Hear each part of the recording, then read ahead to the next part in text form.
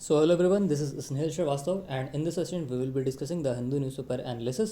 Now first article में कुछ खास न्यूज़ नहीं, वही इंडिया चाइना का डायलॉग चलता ही रहता है, तो इसमें कोई नई बात नहीं है। हम हमेशा इस आर्टिकल्स को, ऐसे टॉपिक्स को कभी भी हम बहुत ज़्यादा हर रोज़ नहीं पढ़ते, एक दिन में पढ़ के ख़त्म कर देते हैं और फिर कुछ दिन बाद जब उसमें कोई नई कुछ बिल्डअप होता है तो उसको हम फिर से कुछ टाइम के बाद पूरा एक साथ पढ़ लेते हैं, जिससे कि हमारा टाइम जो है ज़्यादा वेस्ट नहीं होता।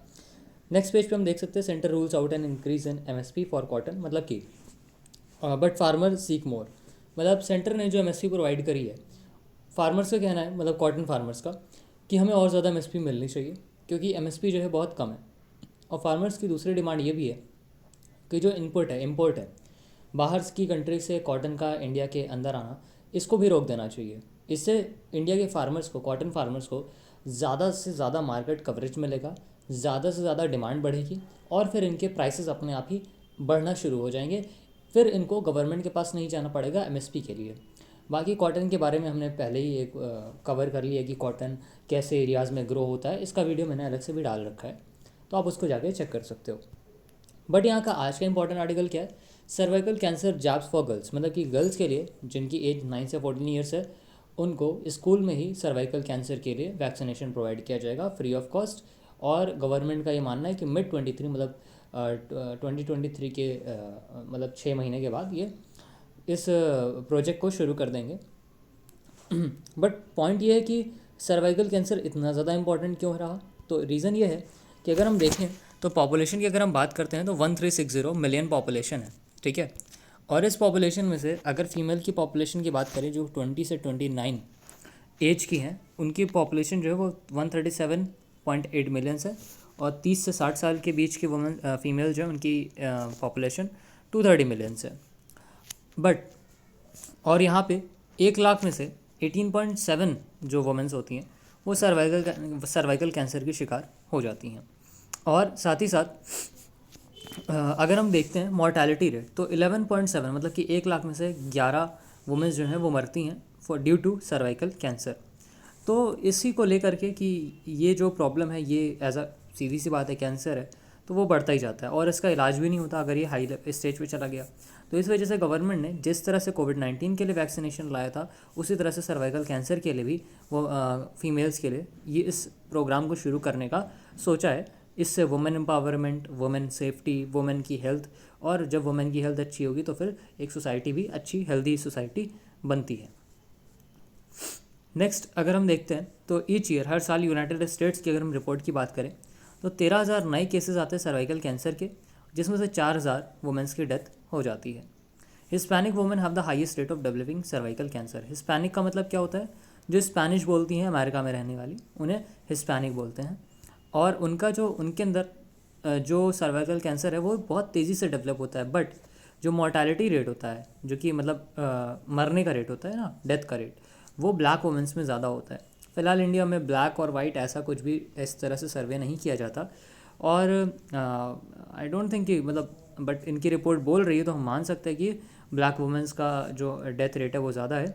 क्योंकि जैसे आप इंडिया की अगर आप बात करते हो तो इंडिया में बहुत ज़्यादा वो है, रिलीजनिज़म है कि हिंदू, मुस्लिम, सिख, ईसाई, सारे अलग अलग रिलीजन्स हैं। तो जो भी चीज़ें होती हैं, डेटा वेटा कलेक्ट होते हैं, तो वो सब इसी के बेसिस पे कलेक्ट होता है कि हिंदूज़ इतना जीते हैं, हिंदू का इतना है, मुस्लिम्स का इतना है, सिख का इतना है, ईसाईस का इतना है। तो क्योंकि हमारे यहाँ डिवीज़न कैसा है, इस बेसिस पे है या लैंग्वेज के बेसिस पे। लेकिन जब अमेरिका की बात होती है तो वहाँ पे वाइट एंड ब्लैक का डिफरेंशिएशन है, तो वहाँ पे जो डेटाज होते हैं वो ब्लैक और वाइट को लेकर के कलेक्ट किए जाते हैं ज़्यादा, ठीक है। सर्वाइकल कैंसर इंडिया में हाई क्यों है इतना ज़्यादा, क्योंकि इंडिया में अगर हम एज स्टैंडर्डाइज्ड इंसिडेंस देखें तो 14.7 पर 1 लाख वुमेन, मतलब कि 14.7 वुमेन 1 लाख में से जो होती हैं इसमें शिकार होती हैं। और मोर्टैलिटी की अगर हम बात करें तो 9.2 पर 1 लाख वुमेन जो होती हैं वो इसका मतलब कि इससे डेथ हो जाती है उनकी। सर्वाइकल कैंसर जो है वो सेक्सुअल बिहेवियर से रिलेटेड होता है, poor genital hygiene, early age marriage की वजह से, मल्टीपल सेक्सुअल पार्टनर्स होना, या फिर रिपीटेड प्रेगनेंसीज की वजह से भी सर्वाइकल कैंसर ज़्यादा पाया जाता है इंडिया में। तो ये था हमारा सर्वाइकल कैंसर से रिलेटेड कि गवर्नमेंट ने क्या एक प्रोग्राम लेकर के आई है और इंडिया में क्या रेट्स हैं, किस तरह क्यों इतना ज़्यादा इम्पॉर्टेंट है हमारे लिए, क्योंकि वुमेन एम्पावर तो फिर सोसाइटी भी एम्पावर्ड होती है। नेक्स्ट आर्टिकल हम देख सकते हैं, इस पे हमने अभी भी बात करी थी, अपोजिशन डिमांड, कल ही हमने जस्ट बात करी है इसको लेकर के कि जो रूल 267 है राज्यसभा का, वो इतना ज़्यादा कंट्रोवर्सी में क्यों चला है। तो रूल 267 जस्ट कल ही हमने बात करी है, तो आज फिर से हम इसको डिस्कस नहीं करेंगे। आप मतलब मैंने अलग से वीडियो डाली, आप उसको जा करके चेक कर सकते हो, रूल 267 ऑफ राज्यसभा, जिसमें अपोजिशन क्या करता है कि अपोजिशन कहता है कि आप पार्लियामेंट के जो पहले से प्री डिसाइडेड एजेंडाज हैं उनको रोक दो और नेशनल इश्यूज़ पे बात करो जो अपोजिशन पार्टी चाहे, वो जो डिमांड उठाना चाहे उस पर। तो इनका भी कहना है, जो अपोजिशन पार्टी वो कह रही है कि जो चाइना और इंडिया का जो अरुणाचल प्रदेश में क्लैशेस चल रहे हैं उस पर बात कीजिए, बट इंडिया की जो रूलिंग पार्टी है वो इस पर जवाब नहीं देना चाहती। उनका कहना है कि हमने इस सिचुएशन को हैंडल कर लिया है, इस पर अलग से बात करने की कोई ज़रूरत नहीं है।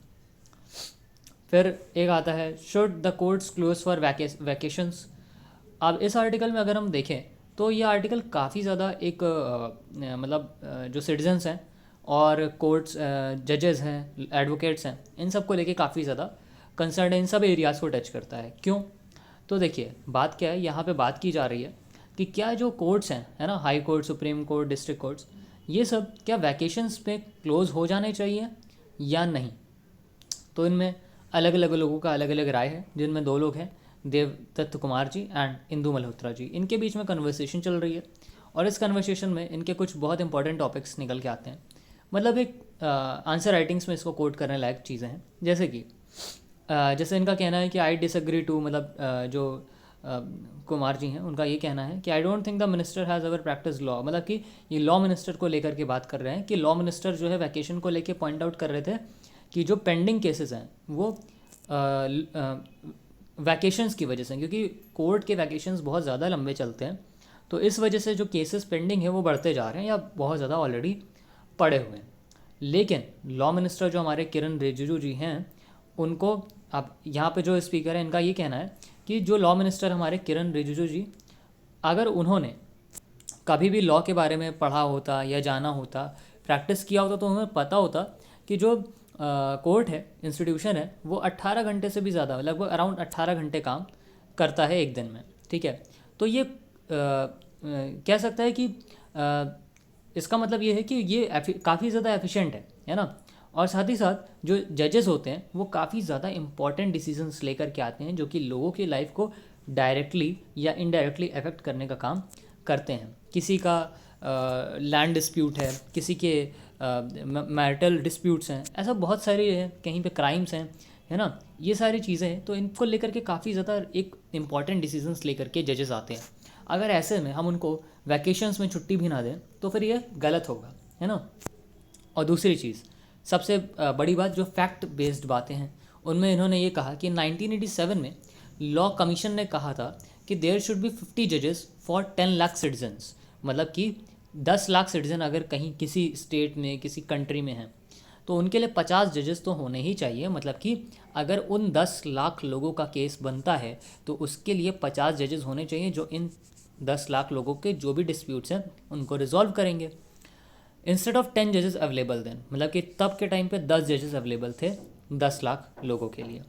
This is yet to happen. अभी भी 50 जजेस नहीं हो पाए हैं और इसी वजह से इनका कहना है कि, मतलब जो स्पीकर हैं हमारे, उनका ये कहना है कि इसी वजह से, क्योंकि हमारे जो सफिशिएंट नंबर ऑफ़ जजेस है वो नहीं है।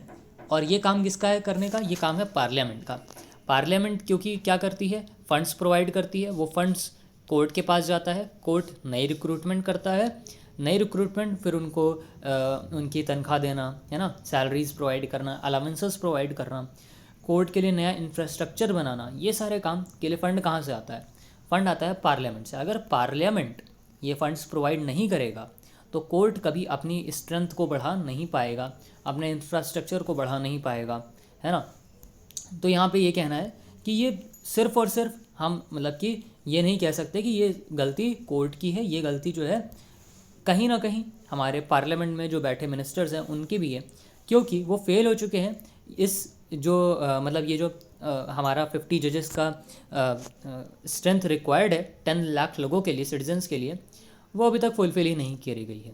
तो ये क्या ये रीज़न नहीं हो सकता कि पेंडेंसी जो है PILs की, केसेस की, वो बढ़ती जा रही है? तो ये भी एक बहुत बड़ा रीज़न है। इनका कहना है कि नंबर ऑफ जजेस इन the Supreme court did increase, this helped a lot in clearing the pendency but the volume of litigation has increase manifold, the judiciary catered to 1.4 billion people, ratio is रफली 21 जजेस to a million. अब देखो इनका भी, इंदु मल्होत्रा जी का कहना है कि नंबर ऑफ जजेस सुप्रीम कोर्ट में तो बढ़े ही हैं बिल्कुल, और ये इन्होंने इस जो नंबर ऑफ जजेस बढ़े हैं इस स्ट्रेंथ ने काफ़ी ज़्यादा हेल्प भी किया है केसेस को क्लियर करने के लिए। लेकिन जो लिटिगेशंस का वॉल्यूम है, क्योंकि हमारी जो पॉपुलेशन है वो बहुत तेज़ी से बढ़ती है, तो इस वजह से लिटिगेशन भी काफ़ी तेज़ी से बढ़ते जाते हैं। तो इससे जो जुडिशरी है वो 1.4 बिलियन पॉपुलेशन को केटर कर रही है, और रेशियो लगभग 21 जजेस टू अ मिलियन, मतलब कि 21 जजेस हैं टू 1 मिलियन पीपल्स। तो ये लगभग आधे से भी कम का रेशियो है जितना रिक्वायर्ड होना चाहिए। तो फिर यहाँ पे बात वही घूम फिर करके आती है कि जो स्ट्रेंथ है कोर्ट की उसको बढ़ाने का काम पार्लियामेंट क्यों नहीं करती, इंस्टेड ऑफ ब्लेमिंग द जजेस फॉर देयर वैकेशंस, है ना। तो इन सब चीज़ों को लेकर के बात हो रही है। नेक्स्ट कह रहे हैं कि in the Supreme Court we have 5-6 vacancies, मतलब कि 5-6 वैकेंसीज हैं। Despite recommendation it takes month for the government to make appointment, मतलब कि रिकमेंड सुप्रीम कोर्ट के कॉलेजियम सिस्टम ने रिकमेंड भी किया प्रेसिडेंट को, है ना, बट स्टिल वो चीज़ें पार्लियामेंट के द्वारा क्लियर ही नहीं करी जा रही कि हाँ आप क्या करो, इनको अपॉइंट करो, इन जो भी नाम है इनको अपॉइंट करो सुप्रीम कोर्ट में। तो जब आप अपॉइंट नहीं करोगे तो स्ट्रेंथ सीधी सी बात है कम रहेगी, और स्ट्रेंथ कम है तो फिर इन केसेस को रिजॉल्व करने में ऑब्वियस सी बात है कि वहाँ पे डिस्प्यूट्स अराइज होंगे ही होंगे और डिले भी होगा। नाउ इसको लेकर के मतलब ओवरऑल ये कंट्रोवर्सी बहुत टाइम से चल रही है। मुझे लगता है कि हफ्ते में 3 से 4 बार हम लोग इसको डिस्कस कर ही लेते हैं, जहाँ पे कॉलेजियम सिस्टम और साथ ही साथ NJAC को लेकर के बात हो जाती है। मैंने दोनों पे ही बहुत अच्छे से वीडियो बना रखा है अलग से, आप लोग उसको देख सकते हो। फिलहाल इस आर्टिकल में जो था वो तो मैंने एक्सप्लेन कर दिया है। Next, reshaping the world's response to the terror matrix, मतलब वर्ल्ड का रिस्पॉन्स टेरर को लेकर के क्या रहता है, उन सब चीज़ों को रीशेप करा जा रहा है, यहाँ पे बताया जा रहा है। तो इसमें क्या है, terrorism is in all its manifestation